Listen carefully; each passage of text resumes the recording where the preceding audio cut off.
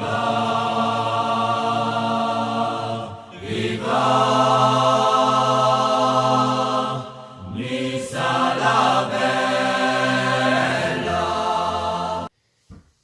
bonjour amis Nissart, on va se faire le débrief de ce match au OGC Nice contre le FC Girondin Bordeaux. On est là. Voilà, donc tout premièrement, on va commencer par juste une personne à qui j'ai à faire passer un message. C'est Tecnico06 Catenaccio Apache Napolitano Calabria 06.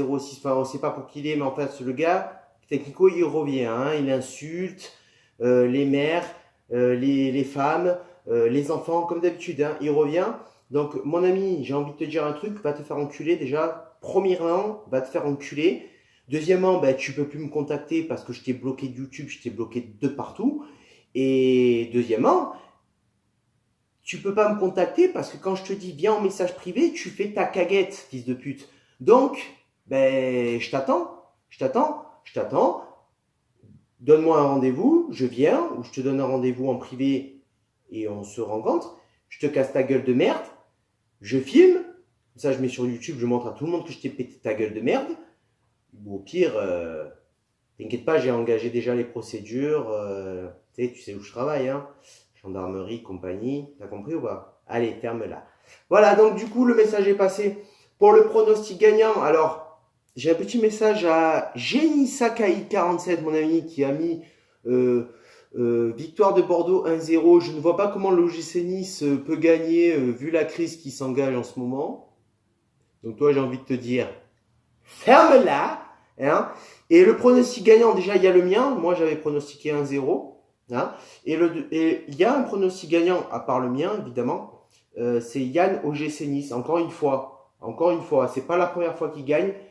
Ça fait plusieurs fois, je crois que ça fait 2 ou 3 fois qu'il gagne, qu'il donne le bon pronostic.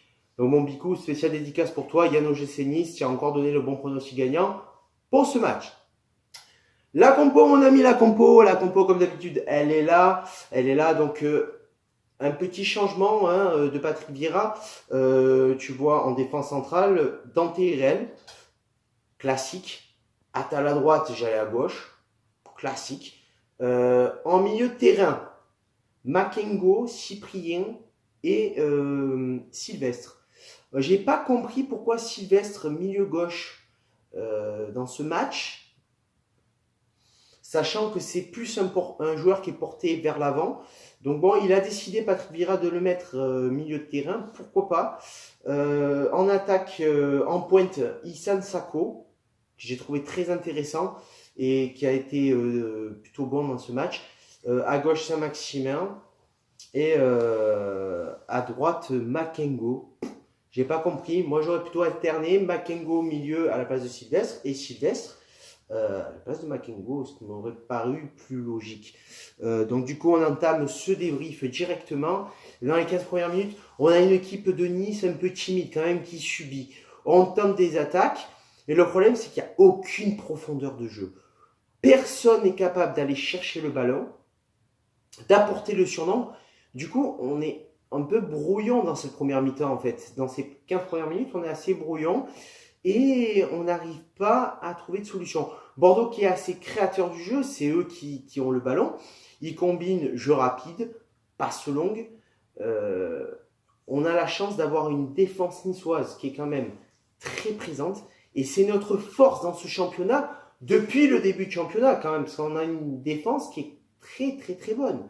Heureusement, parce qu'on ne serait pas... à la mi-saison, 10e du classement. On serait beaucoup plus bas si la défense n'était pas réactive. Du coup, voilà, dans ces 15 premières minutes de jeu, quand même, Bordeaux nous prend plutôt assez à la gorge. Et après ces 15 premières minutes de jeu, penalty sifflé en faveur de Issane Sako sur un slalom de Saint-Maximin qui nous fait un petit chef-d'œuvre, faut le dire. Il nous fait un petit chef-d'œuvre qui fait une passe pour Sako qui est détournée par la défense bordelaise, mais qui arrive quand même à parvenir à Issane Sako, qui se fait faucher dans la surface de réparation. Et l'arbitre, après consultation de la VAR, décide qu'il y a bien penalty pour l'OGC Nice. Alors oui, c'est controversé, c'est pas controversé, on s'en bat les couilles. En tout cas, il y a penalty, on en avait besoin de ce penalty. D'ailleurs, en parlant de Bordeaux, moi j'ai envie de te dire, il n'y a pas de victoire sur Bordeaux sans se boire un bon Bordeaux. Hein, alors, en même temps, j'ai envie de te dire, si tu n'es pas content, ferme-la. Hein. Voilà, donc penalty pour l'OGC Nice, tiré par Saint-Maximin. Et à ce moment-là, tu te dis, tu repenses un peu à Guingamp, tu repenses un peu à tous ces matchs où on a loupé ces pénaltys, tu te dis, c'est pas gagné. Hein. Eh ben non, Saint-Maximin, il a mis au fond. Saint-Maximin, c'est pas Cyprien. Voilà, il a mis au fond. Bon, Costil, il a plongé du bon côté, mais c'est au final au fond. Hein, à la 25e minute, on donne donc 54% de possession à l'OGC Nice et 46% de possession à Bordeaux. Cela dit, c'est vrai que tu as plus l'impression de voir Bordeaux être dangereux quand même que l'OGC Nice. Hein. Et après le but, les Niçois, ils font un peu conforme du début de match. Hein. On cherche la profondeur sans la trouver. On joue en contre sans être capable de créer le jeu au final. C'est très très très dur. Pour autant quand même, Bordeaux a une grande difficulté à concrétiser ses actions, ce qui fait qu'on arrive à garder ce score de 1-0 à la mi-temps. On a été pris à la gorge d'entrée. Nice a fait quand même le dos rond et a su, peu à peu quand même, on a su monter le niveau de jeu. Heureusement, papa, qu'on a su monter le niveau de jeu, parce que sinon on serait pas 1-0 à la mi-temps. Hein. Donc du coup, voilà, le point positif dans cette première mi-temps, c'est la défense, hein, quand même, tout le bloc défensif qui était quand même très compact. Et surtout, Saint-Maximin, créateur d'occasion, hein, bon finisseur dans cette première mi-temps. Et Sako aussi, Sako, présent et volontaire dans cette première mi-temps. Donc du coup, on est plutôt pas mal au niveau du score, au niveau du contenu de jeu. C'est plutôt pas mal. Deuxième mi-temps, on reprend. Et moi, je me sers un verre. Hein, on débouchonne la bouteille parce qu'on a gagné.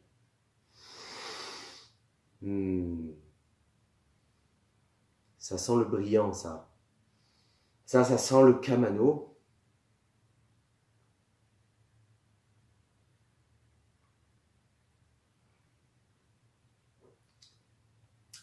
Avec comme quoi, Bordeaux, ils n'arrivent pas à faire un bon football contre le GC Nice, mais quand même, ils font des bons vins. On est quand même pas mal. Hein, merci Bordeaux pour ce verre. Donc du coup, deuxième mi-temps, on reprend les 15 premières minutes. Les Niçois sont quand même beaucoup plus entreprenants dans cette deuxième mi-temps, bien plus portés vers l'avant, créateurs du jeu. La physionomie du match a beaucoup changé quand même. On est beaucoup plus porté vers l'avant, clairement, avec un manque offensif. Quand tu vois que l'attaque, c'est Saint-Maximin sur le côté gauche, Sako en pointe et Makengo sur le côté droit, tu te dis c'est loin quand même d'être l'attaque de l'année dernière, voire l'attaque d'il y a quelques années en arrière, quand tu réfléchis bien. Du coup, on est quand même pas mal. À la 57e minute, sur un contre niçois, Saint-Maximin qui lance Sako. Encore une fois, Saint-Maximin et Sako dans l'action. Tu vois, il lance Sako, il se retrouve seul face à Costil et il perd son duel. Et là, à ce moment-là, quand il perd son duel, qu'est-ce que je me dis ? Je me dis, putain, va pas falloir la regretter, cette action de merde, putain, qu'on loupe. Alors qu'on n'aurait pas dû la louper, cette putain d'action, au final. Hein ? Tu te dis, bordel de merde. Hein ? Voilà. Donc, l'OGC Nice montre quand même un autre visage, malgré quelques déchets dans les actions de jeu, dans l'offensivité, mais une très, très grosse combativité de la part de nos Aiglons. Énorme combativité, malgré la douleur dans ce match, ça fait plaisir à voir une équipe combative comme ça qu'on n'a pas vu depuis quelques matchs. Hein.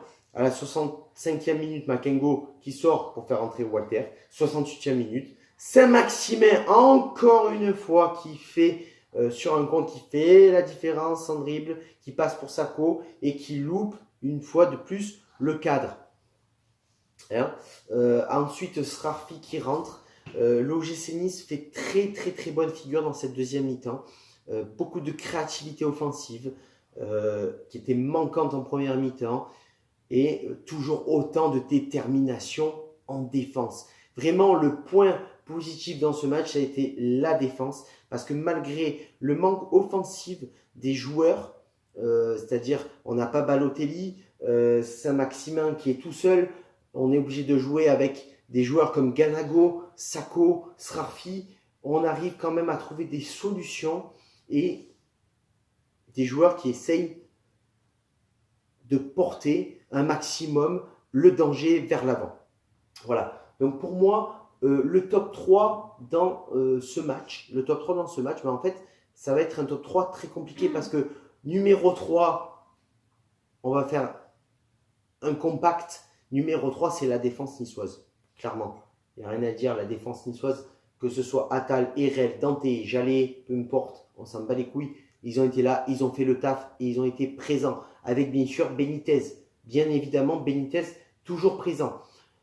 Numéro 2, pour moi, Sako. Sako qui est un joueur très intéressant à l'OGC Nice. Vraiment très intéressant. Il a été présent sur les ballons donnés par Saint-Maximin. Il a essayé de trouver les solutions. C'est lui qui crée le penalty. Donc pour moi, Sako, numéro 2. Et numéro 1, ça faisait très longtemps qu'il n'avait pas fait son apparition. Numéro 1, Saint-Maximin. Pour sa vivacité offensive.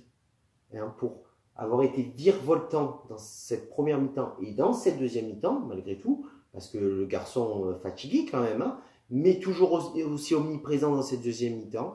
Buteur sur le penalty, sachant la confiance qu'ont les joueurs de l'OGC Nice en ce moment sur les penaltys, c'était pas évident de le tirer. Donc pour moi, Saint-Maximin, numéro 1, top de ce match face à Bordeaux.